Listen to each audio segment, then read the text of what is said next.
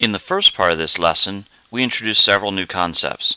One of those is introducing a couple of new data types. So let's just do a quick review. The three data types we have so far are image, which we had done a lot with. We also have the data type now of string, which is kind of any word or phrase enclosed in double quotation marks. And we have a new data type of numbers, which are obviously what they are. We also introduced function contracts. A function contract kind of tells you what the function takes in and what it produces. Okay. Let's introduce a few new functions that allow us to make some basic shapes. Let's start with a rectangle. If you think about what a rectangle needs in order to be drawn, you need to know the length and the width of the rectangle. Well, those are both numbers. Okay. We also need to know a couple other things. We need to know something called the mode. The mode just tells us whether the rectangle is going to be drawn solid or outline. For now, those are the only two modes that we have to deal with. And the last string that we have for a rectangle is to tell us what color we want it to be. Okay?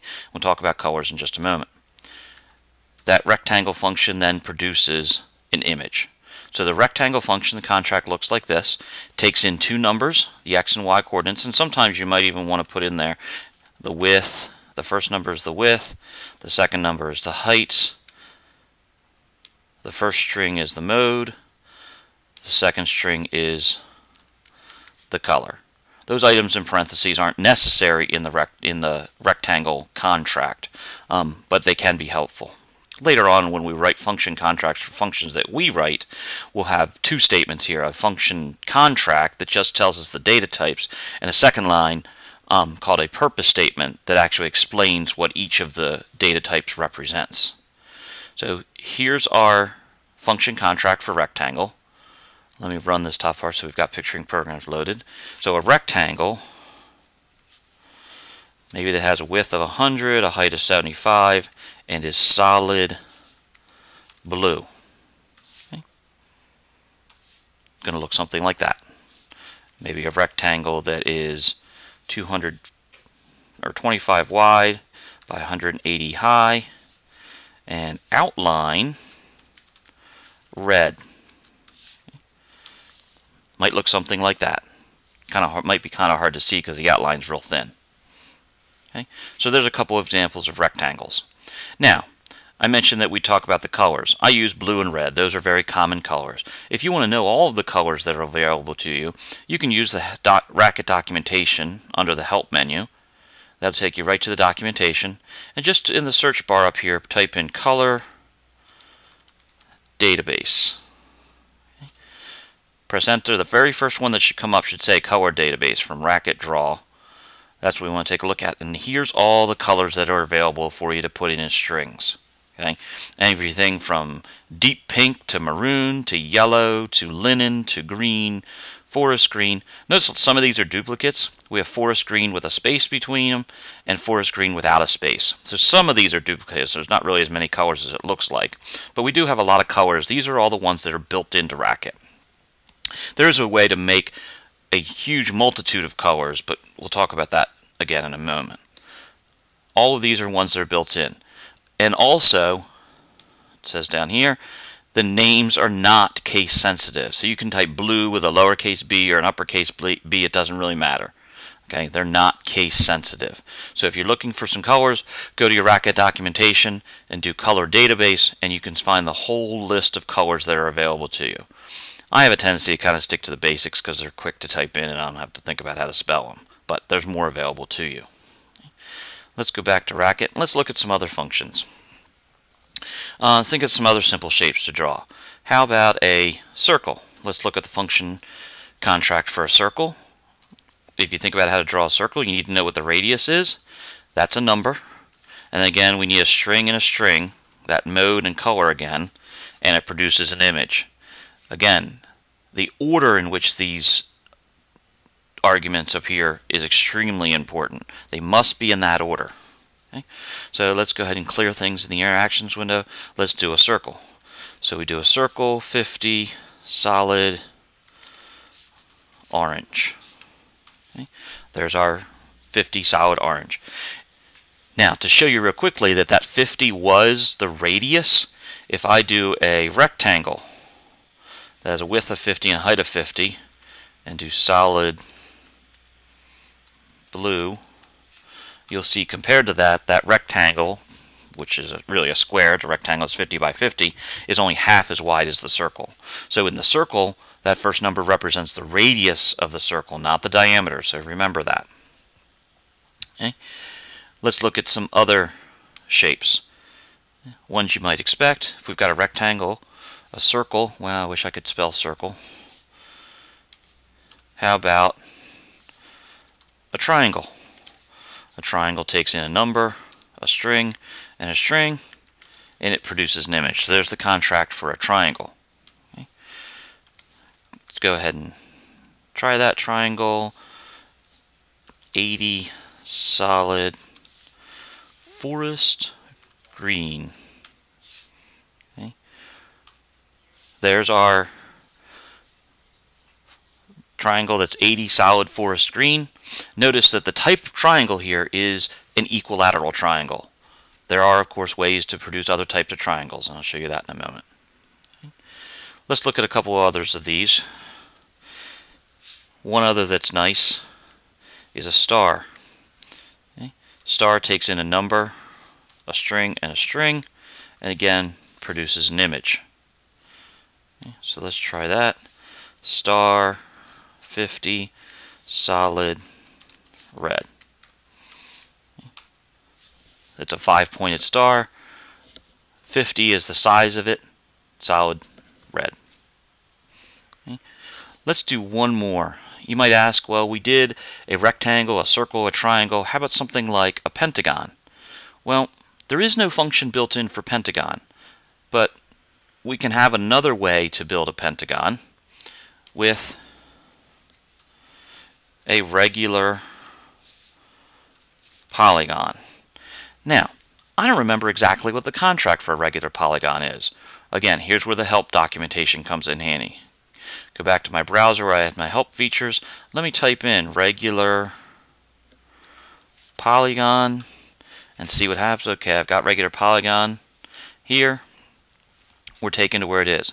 Okay, here's the contract for a regular polygon. And this is where using the documentation and knowing what a function contract can really help, because you can use the documentation to help you out. I can't possibly demonstrate every function that's available. So a regular polygon takes in 4 things: the side length, the side count, how many sides there are, the mode, and the color. So those are both strings. So let's go back to Racket. Our contract then is going to be number, number, string, string. And it produces an image. So let's do our regular polygon. So maybe it's size 100, 5 sides, solid, royal blue. And there's our 5-sided regular polygon, or our pentagon.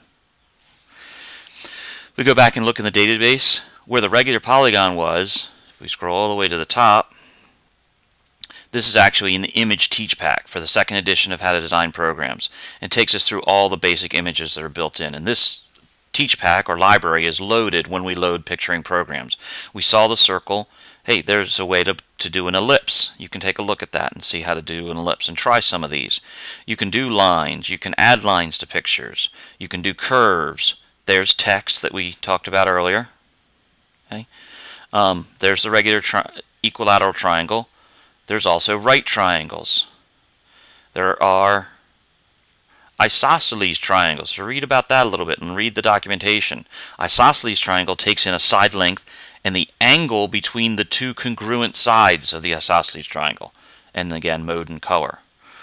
There are triangles that you can draw given certain information. So given the 3 sides, or given an angle and 2 sides, or given the side and the angle in between them. So you can try some of these different shapes, lots of different triangles. Let's get past that. Oh, we did a rectangle that was 50-50 earlier, which is a square. Well, there's already a built-in function for square that we could have used. Okay. There's rectangle again. We have a rhombus. Again, read carefully. The rhombus takes in a side length and the angle. Read in here, the top and bottom pair of angles is angle. So whatever the top angle and the bottom angle are, that's what you're putting in here for the angle. So read about that. Give rhombus a try. There is star. There's also a star polygon. Try out some of these. Radial star, so forth and so on. There's lots of different images here. Okay? Lots of different functions to write about images. So again, I can't cover all of these. You might want to try some of them out. Okay? Let's go back to Dr. Racket and take a look at a few other things, a few other functions. What if we have an image, and let me define something up here. Define pick, and let me insert an image. Okay.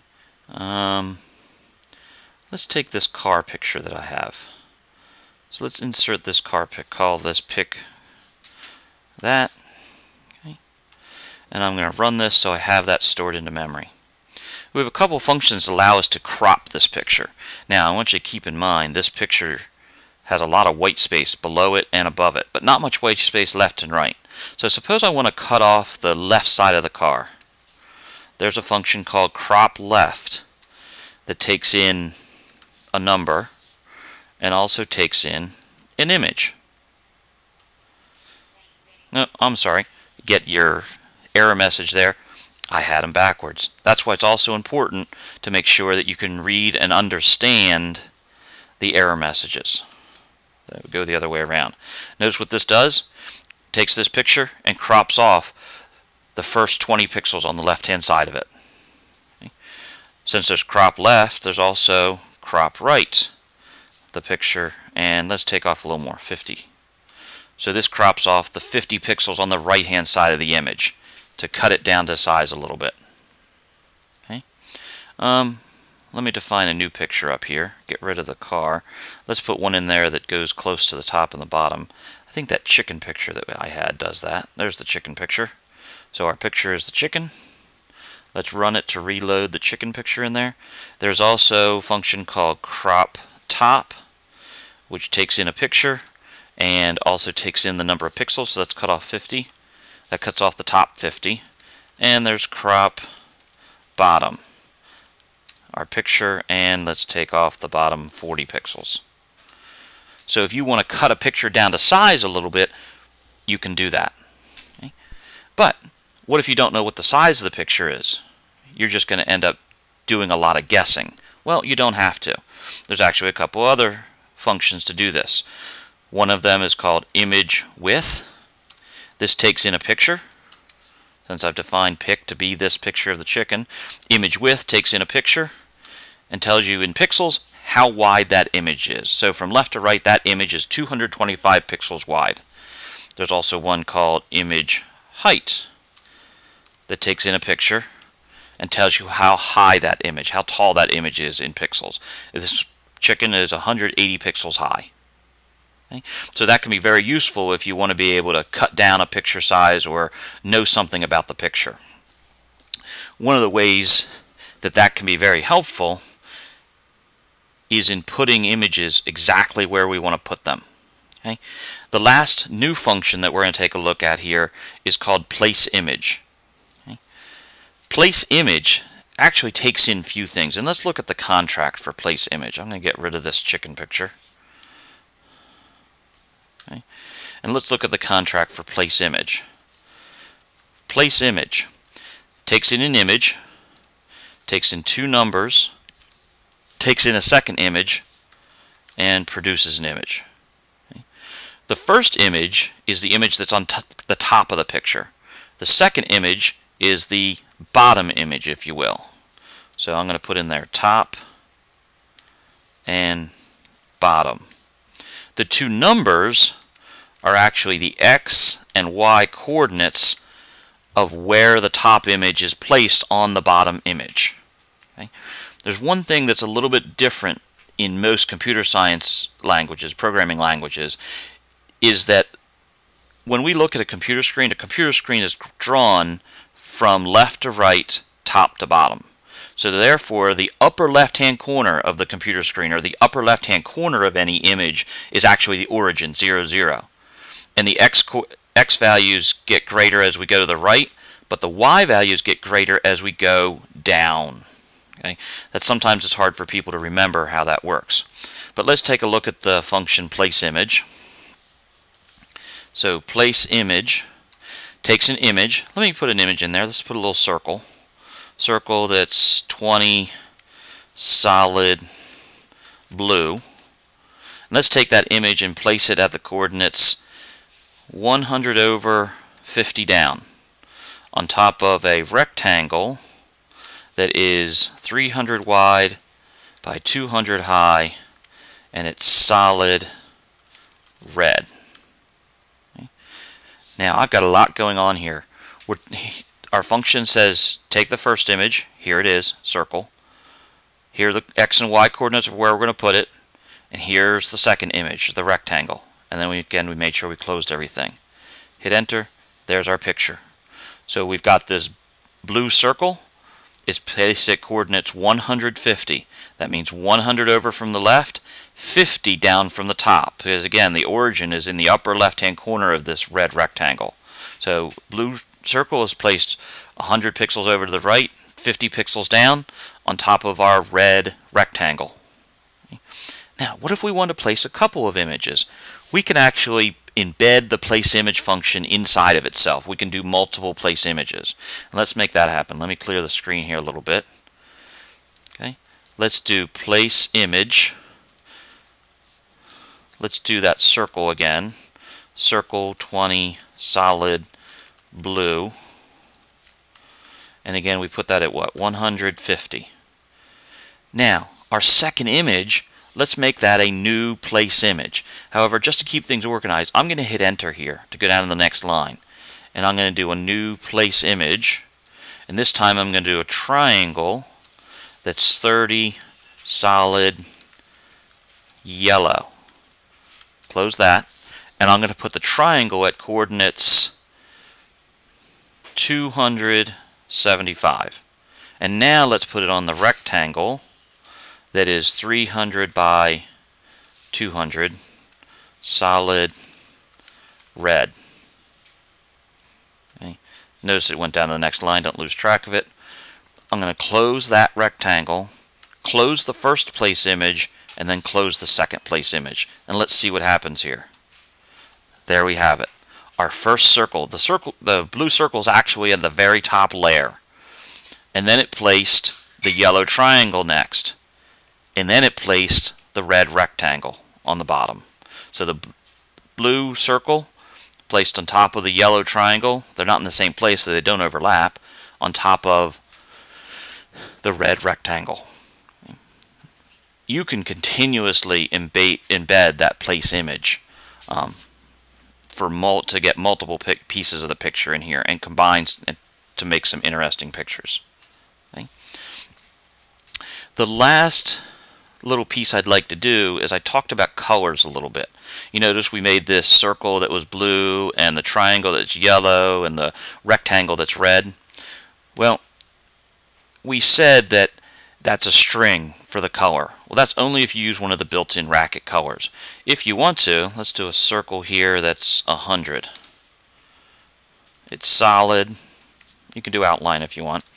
And instead of a second string for the color, we can use a function, or it's really called a structure, but called make color. Okay? Let's look at the contract for make color. Make color takes in 3 numbers and produces a color. The 3 numbers represent the amount of red, the amount of green, and the amount of blue, okay, that are in the color. So it's combining those 3 colors to make a new color. There's also an optional fourth, and sometimes you'll see optional things in square brackets. There's an optional 4th number, which is actually the alpha amount of the color, the saturation of the color. You can play around with that number if you want to. Each number in make color must be between 0 and 255. Okay, because there are really 256 kind of shades of red, which is also the same as the shades of green and the shades of blue. That gives us a total number of colors that can be made as 255 to the third power, which gives us over 16 million possible colors. 16,581,375. I think I just messed that up. Should be 256 times 256 times 256, which is 16,777,216 possible colors. Okay, so for the last part of the circle, we can make a color. I don't know what color this is going to make, but I'm going to put a number in between 0 and 255. Let's say 60, 80 for the green, and 205 for the blue. Okay, close the make color, close the circle, and there's that color. A lot of blue in there, so it's a little bit more blue. Okay, let's try again. Circle 100, solid. Let's do make color. So any place where you need to put a color in, you can replace that color string with this function make color. Let's make this one a little bit more red. 220 in the middle for green, and maybe about the middle for blue. And that one's a little bit more red. So you can really make a lot of different pictures. Let's try that fourth number in here. Let's put that fourth number for the alpha in there. And you can see it's a little bit more transparent now. Okay. So if you want to, you can play around with, instead of using the built-in colors in Racket, you can make your own colors if you want to. So again, to kind of summarize a little bit, we have talked about several different new functions here. A lot of functions that make shapes. We talked about some here, and I also pointed you to the documentation to take a look at other functions that make shapes. We talked about the place image function that allows you to take one image and place it precisely on top of another image using the X and Y coordinates. So play around a little bit with place image. Also shows you make color. Make color is not necessary. You can use any of the built-in colors in Racket, but if you want to play around and make your own colors, you can do that by combining the amount of red, green, and blue, and if you want to, some shading there with the kind of saturation level. Okay. That kind of concludes our lesson on making some more interesting shapes. See you next time.